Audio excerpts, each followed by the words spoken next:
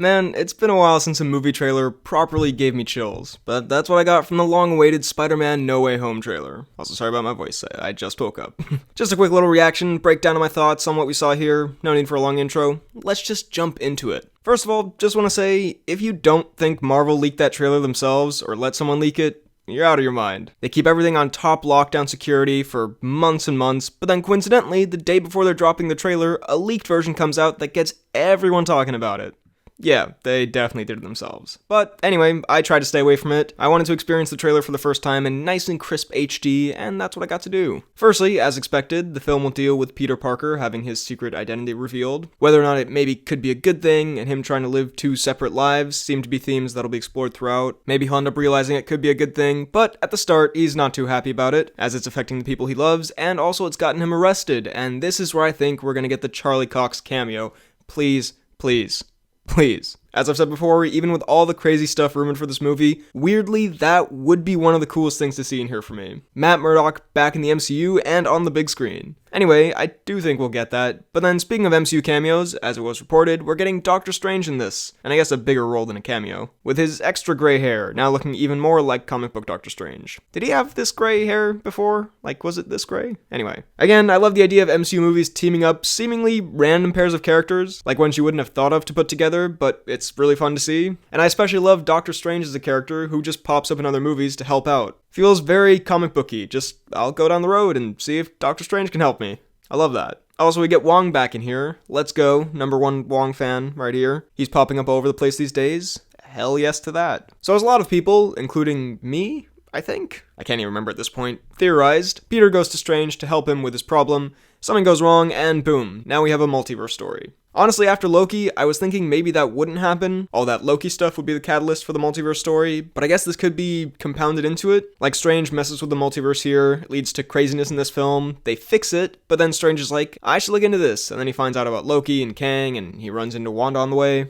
I don't know, maybe something like that. And then Scott Lang has something to do with it too. Goddamn, I really can't wait to see how all this ties together. But anyway, this Doctor Strange multiverse stuff means two things. One, we get Spider-Man action in the Doctor Strange type of folding in buildings setting, which is a pretty cool crossover, honestly. Also getting him interacting with Strange's powers on the train. We've seen basically all the Spidey action you can think of, so to spice it up with Strange's powers, very cool. Plus, we get the classic knocking someone's soul out of their body shot. Also very cool to see, first with Hulk and now with Spidey. And kind of like with the Hulk, it seems to tie into the theme of the conflict between Peter the person and him being Spider-Man and living two lives and all that. You know, nice visual. But then the other effect of the multiverse stuff, as we kind of already knew, but it's now fully confirmed, the other Spider-Man movies characters are brought into the MCU, and seemingly there's no Pietro-esque weirdness here. These seem to be the actual characters, with maybe a few changes as we'll get to. But we get hints of Electro with these electricity shots. It'll be yellow here. That's a change, I'd say for the better. I think that'll look cooler, and hopefully Jamie Foxx has a better design than this. Maybe we get a more comic booky but MCU-y look for Electro, so not totally ridiculous, but kind of cool. I don't know. I'm looking forward to seeing what they do. And Jamie Foxx is an excellent actor, so to see him utilized more will be fun. More to his potential, I guess. I'm not quite sure who's attacking Peter here, but I've seen someone enhance it or something, and it appears to be the lizard slashing out at him, and then some force field type thing protects him. Of course, we get the Willem Dafoe goblin laugh and bomb, hell yeah, and then genuinely one of the coolest trailer moments I've seen in a long time. Alfred Molina's Dr. Octopus showing up, and in classic Molina Octopus style, saying,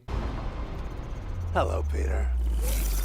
Just chills. Such an awesome moment, perfect way to end the trailer and let people know, hey, this movie is going to be crazy. I mean, I really enjoyed the Raimi films, but I'm not like a super fan. I can imagine the hardcore super fans are losing their minds over this. But I am a pretty big fan, and I watched them multiple times growing up. And like, goddamn, I was just thinking I watched Spider-Man 2 with my mom as a kid. I showed her this trailer, and she thought it was awesome. I mean, she's hip to all the MCU stuff anyway, but it was just so cool that it had that kind of nostalgia factor to it, I guess. Like, I didn't expect to feel that nostalgic seeing that, but I love Spider-Man 2, and Molina's Doc Ock is probably my favorite Spidey villain, like, cinematically. And just to see that crossover, it's so cool on so many levels. Again, been a while since I had that Infinity War trailer moment where I watch a trailer and I'm just really hyped up and I want to show people and talk to people about it. It's such a fun feeling where you can just say, that was awesome. Like, there's not a lot of technical analysis here, but just like, that was so cool. Like, don't get me wrong, Shang-Chi and Eternals look really interesting as well, but having that big MCU superhero movie feel, like with other epic MCU event movies, like seeing characters you know and big crossovers and big reveals,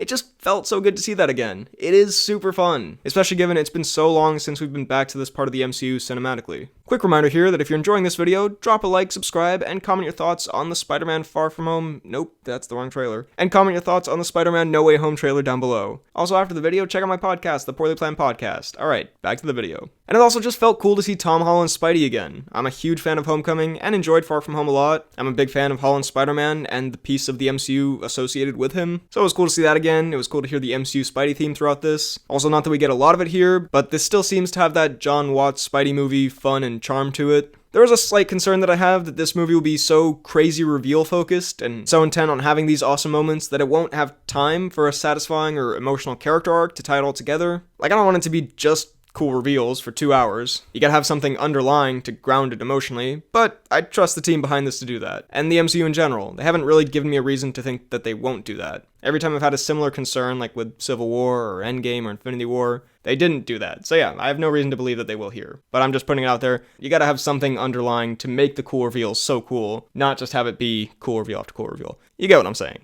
Also, I've written a note here that just says, how does Tom Holland still look so young? Like, seriously, it's been over 5 years since Civil War. How does he still look like a high school kid?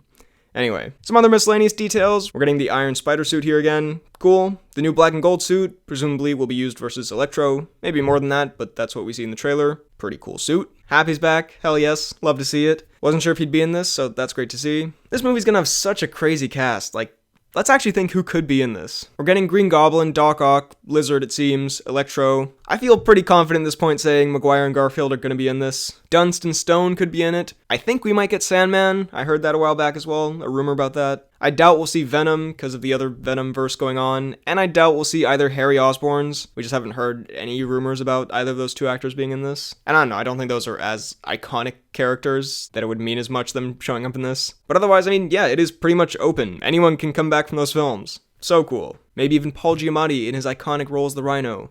Who knows? We could have a Sinister Six situation here, if we have Goblin, Octopus, Lizard, Electro, Sandman, and maybe Vulture comes back from the MCU, which I think has also been rumored, or could get Mysterio. Who knows? For people complaining we didn't see Maguire and Garfield in this, by the way, I mean, come on. Do you want to see everything before the movie comes out? Won't that be way cooler if you see it in the movie without it being in the trailers? I think they may tease it, but we won't flat out see them. But yeah, I hope not, because I'd rather see that for the first time in the actual movie. Also, just want to say, I can't really put my finger on why specifically, but despite this dealing with multiverse stuff and that sort of craziness, it still feels quite accessible and not too complicated and sort of falling in on itself. Like I felt Loki kind of ended up going down, which I'll talk about in a future video, by the way, if the MCU's storylines are getting too complicated for a mainstream audience to keep up with it. But this, even with its multiverse story, seems very easy to understand and get behind and not having to over-explain itself. And hey, this is just a trailer, but so far, I'm liking that. Just a great premise for a movie. Again, we've seen so much of what you can do with Spider-Man. Why not spice it up and give us a crazy crossover movie? That's what the MCU does best, just upping it every time and doing all kinds of crazy crossovers that you couldn't even have imagined a few years ago. All those reboots will now finally be worth it. Can you imagine seeing Maguire, Garfield, and Holland interacting? Like, we're probably gonna see that. Isn't that crazy? Imagine telling someone that 8 years ago, that the MCU would get Spider-Man back, and then they'd build him up as this great character, and then there'd be a crossover film with all of the other Spider-Men. It's crazy. I love it so much. I'm so excited. It feels good to be just like stupidly excited for a movie, like really, really excited. God, I've missed the movies. They're coming back now, slowly, hopefully. I mean, who knows, but you know, here's hoping. It's a good feeling. So, those were my thoughts on the Spider-Man No Way Home trailer. Loved it, fully hyped. Let's go. What did you think of it? Let me know all of your thoughts down below in the comments. While you're at it, be sure to like this video, check out my Instagram and Twitter at BHL_Hudson, my TikTok at BHLHudson, check out this podcast that I do with a friend of mine where we talk about movies, TV shows, a bunch of nonsense. It's called The Poorly Planned Podcast, and subscribe for more videos like the one you just watched. Thanks for watching, and I'll see you next time.